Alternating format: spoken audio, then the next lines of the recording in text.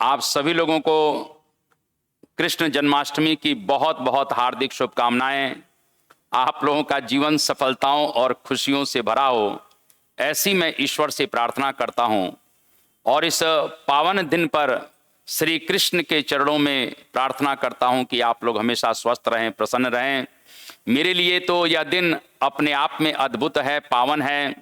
और श्री कृष्ण से, भगवान कृष्ण से बहुत कुछ कहीं ना कहीं सीखा जा सकता है, बहुत कुछ प्रेरणा ली जा सकती है।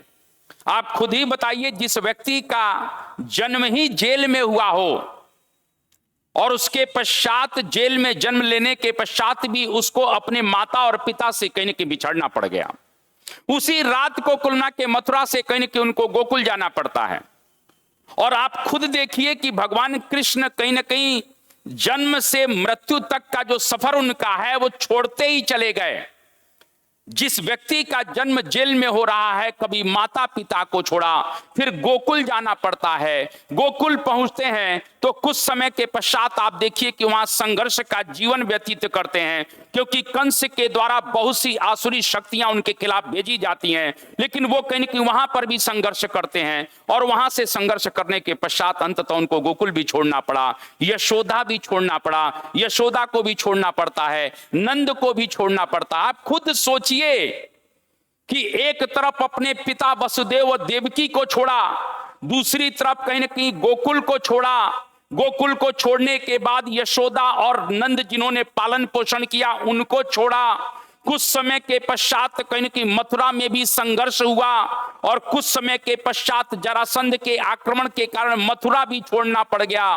मथुरा तो छोड़ा कहीं न कहीं निश्चित रूप से अपने बहुत से कहीं न कहीं बंधु बांधवों को छोड़ना पड़ा, उन गोपियों को छोड़ना पड़ा, उस राधा को छोड़ना पड़ा। मैं यही तो कहना चाहता हूं कि पूरे जन्म भर कहीं न कहीं कृष्ण को बहुत कुछ छोड़ना ही पड़ा, सब कुछ छोड़ना ही पड़ा। लेकिन कृष्ण ने क्या नहीं छोड़ा?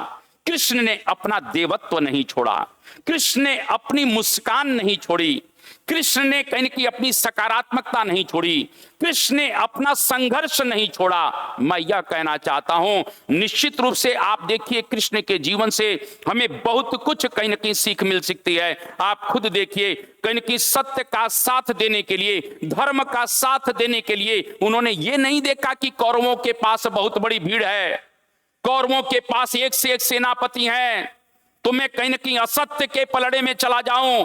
अरे साहब, कृष्ण जैसा साहस होना चाहिए सत्य का साथ देने के लिए, और उन्होंने कौरवों की भीड़ को छोड़कर 5 पांडवों का साथ दिया है। और मैं यह कहना चाहता हूं कि उस महाभारत के युद्ध में, कुरुक्षेत्र के मैदान में किस तरह से संघर्ष किया जाता है, विषम परिस्थितियों में भी संघर्ष करके विजय कैसे प्राप्त की जाती है, यह अगर सीखना है तो भगवान कृष्ण से सीखिए महाराज।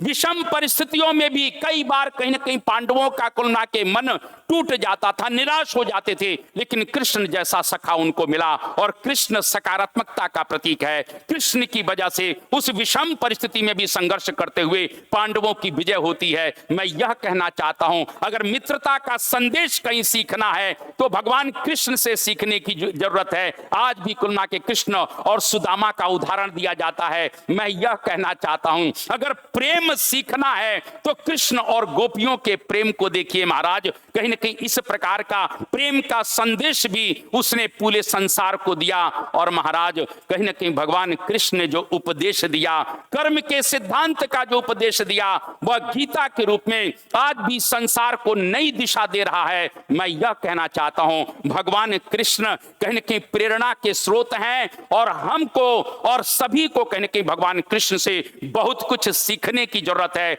विषम परिस्थितियों में भी रहते हुए किस प्रकार से हम अपने लक्ष्य को प्राप्त कर सकते हैं, यह भगवान कृष्ण से अच्छा कुलना के कहीं न कहीं इस प्रकार से मार्गदर्शक कोई नहीं हो सकता है।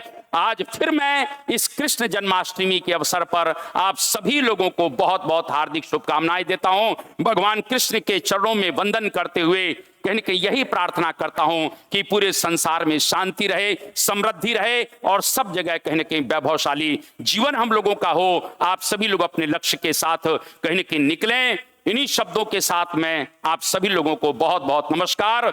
जय श्री कृष्णा, जय श्री राधे।